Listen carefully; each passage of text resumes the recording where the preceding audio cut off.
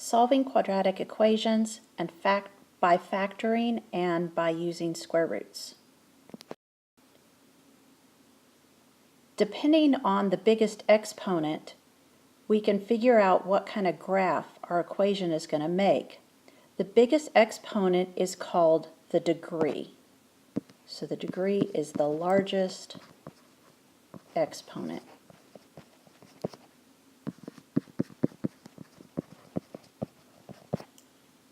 If your largest exponent is a 1, then the equation is linear, and its basic form is this, where a and b are just constants, just regular numbers, and the x is to the first power. And the graph of a linear equation is just a straight line. If the degree is 2, then we say that our equation is quadratic. You don't have to have an x to the first power, but you have to have an x squared for it to be quadratic. And the graph of a quadratic equation is called a parabola. And it can be right side up or upside down. So there are several methods for solving quadratic equations. This video is going to show 2 of those methods. The first method is solved by factoring. Now, factoring is a topic that many students struggle with.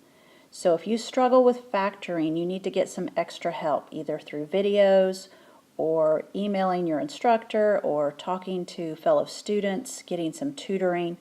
But factoring is a skill that you're expected to know by the time you get to college algebra. And I'm not going to spend a lot of time on how to factor. Also, you may have learned to factor differently than I do, but as long as you get the right answer, it's fine. You don't have to do this method. The way I factor is I look, if there's no number in front of the x squared, I look at the term in the back, which is negative 12. I think of all the things you multiply together to get 12. 1 and 12, 2 and 6, 3 and 4. And then I want to figure out which one of these 3 pairs of numbers combine to get me a positive 4x. You always try to get the middle number. So since the 12 is negative, I know that one of my numbers has to be positive and one has to be negative if I've multiplied them and gotten a negative 12. So with that in mind, looking at my 3 pairs of numbers, the pair I would use to get a positive 4 would be the 2 and the 6. And for the 4 to be positive, I have to have a minus 2 and a plus 6. So we'll put those in 2 sets of parentheses, x minus 2, x plus 6. And of course, if you ever want to check your factoring to see if it was right, you can just FOIL it back out, and it should be what you started with if you did it correctly. Once it's factored, you have 2 factors to set equal to 0. X minus 2 equals 0, x plus 6 equals 0, and then just solve each of those little equations. Add 2, x equals 2, subtract 6, x equals negative 6. Quadratic equations always have 2 solutions. The degree of your equation, the biggest exponent, tells you how many solutions there are. So since the degree is 2, we have 2 solutions. It's possible that you might have imaginary solutions as well. This next equation is not in proper order. Everything in a quadratic equation needs to be set equal to 0 before you start.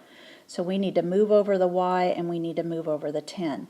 So doing the opposite of positive y is minus y, and opposite of plus 10 is minus 10.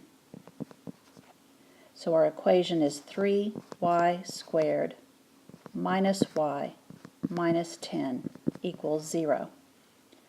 Now we have a number in front of our squared variable. That makes it much more difficult to factor. So the way I factor problems like this is I multiply the first number times the last number, which would be negative 30. Then I think of all the things you multiply to get 30. 1 and 30, 2 and 15, 3 and 10, 5 and 6. Again, because it's a negative 30, one of my numbers has to be positive, one has to be negative, and I'm trying to get a negative 1 here in the middle. So to get a negative 1, using the pairs of the factors of 30, I would use 5 and 6. To have a negative 1, I need a positive 5 and a negative 6. Now we can't just put those into the parentheses and be done with it. We have to do a little more work because of that 3 in front of the y squared. So I recopy the 3y squared, and then the minus 1y turns into positive 5y and negative 6y that we figured out over to the right. And then I recopy the minus 10. Now I do grouping. I group together the first two and the last two and see what I can divide out that they have in common. The first two terms, the only thing they have in common is a y. So I'm dividing out a y, and that leaves me with y plus 5. Then I have a minus, so I want to write a minus. 6 and 10 both divide by 2. And I'm dividing out a negative 2. So when I divide, I've got negative 6 divided by negative 2 is positive 3y. I left off a 3 over on this one when I took out my y at the beginning. Sorry about that. And then negative 10 divided by negative 2 is positive 5. So once you finish that, what you have in parentheses should be the same. 3y plus 5 and 3y plus 5. That's how I knew to go back and check to see where I had made a mistake because mine weren't matching up. So 3y plus 5, 3y plus 5, they're the same, and that is one of your parentheses. And then the other parentheses are these outside numbers, y minus 2. Y minus 2. So now it's factored. Once it's factored, we set each term equal to 0. 3y plus 5 equals 0. Y minus 2 equals 0.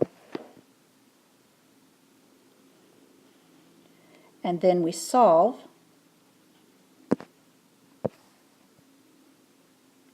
So I subtract 5. 3y equals negative 5.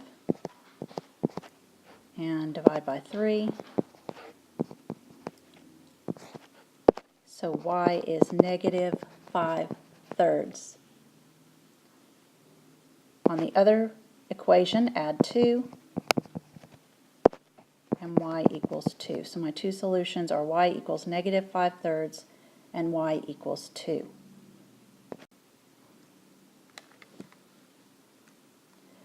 This one is not a trinomial. It only has two terms. So when you're factoring any time really, you always want to look and see if there's something you can divide out from the very beginning. I see that 5x squared and 20x will both divide by 4x. I mean 5x, sorry.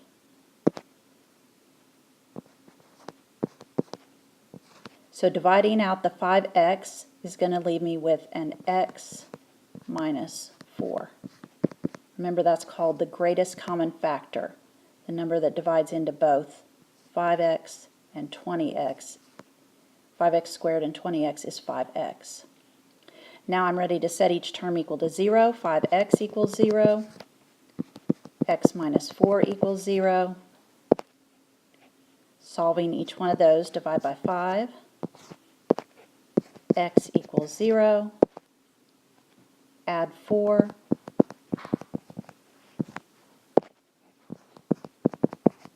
So 0 and 4. All your solutions can all be checked by plugging them back into the original problem. This one's a little bit longer. We need to first of all simplify it. We need to get everything combined that we can. We need to get everything set equal to 0 on the other side.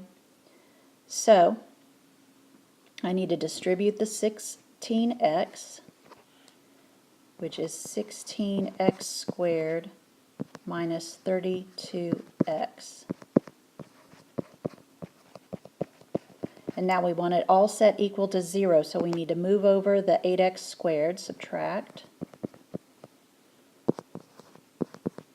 and move over the minus 4x, so it would be plus 4x.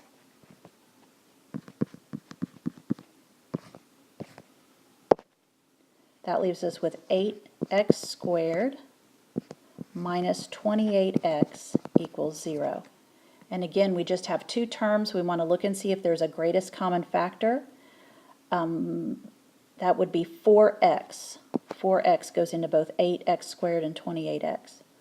So a 4x out front, parentheses, and divide. 8 divided by 4 is 2, with a leftover x, minus 28 divided by 4 is 7, and the x divides out. Now set each term equal to 0. 4x equals 0. 2x minus 7 equals 0. Divide. X is 0. Add 7. 2x equals 7. Divide. X equals 7 halves. The method we're going to look at in this video to solve quadratic equations is solving by square roots.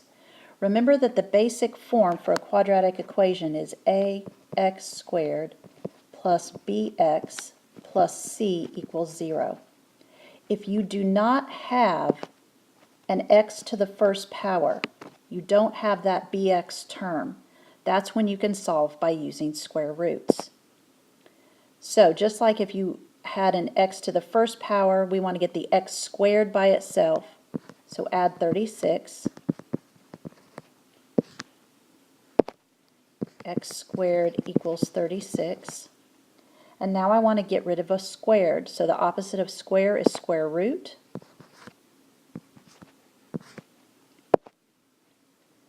X equals, and the square root of 36 is 6.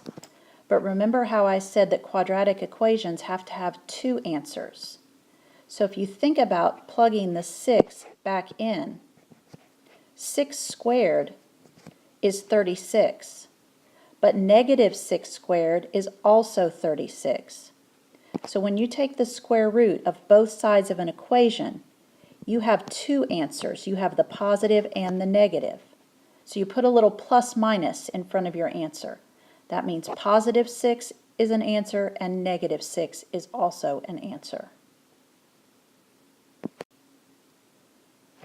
Okay, again, we do not have an x to the first power. We're missing the bx term, so we can go ahead and get the x squared by itself. Subtract 1. 3x squared equals negative 48. Divide by 3. X squared equals negative 16. Now we're ready to square root both sides. We have to put plus minus in front of our answer.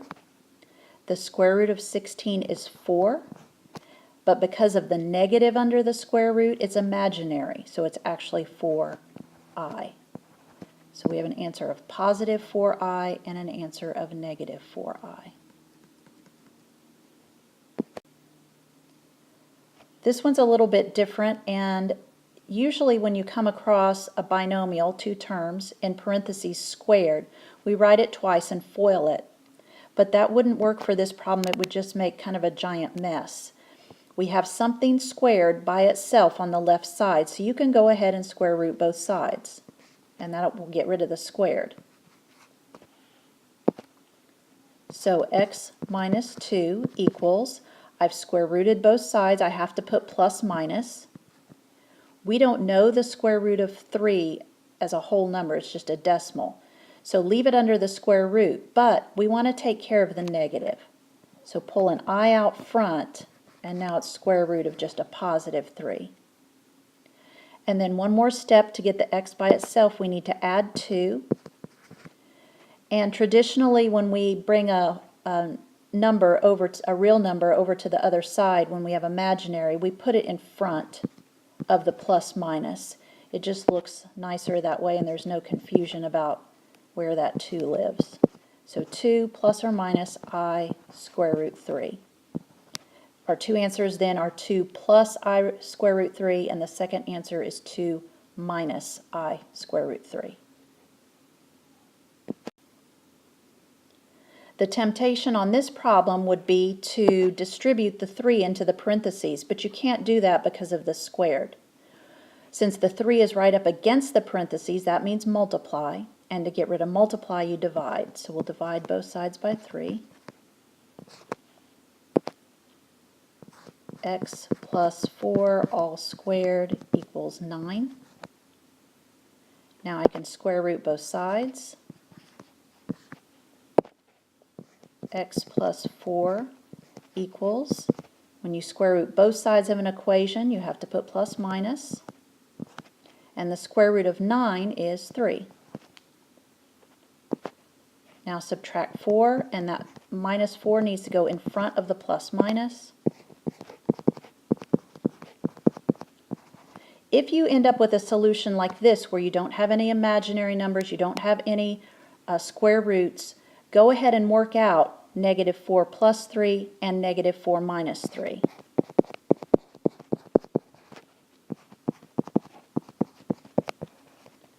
-4 plus 3 would be -1, and -4 minus 3 would be -7.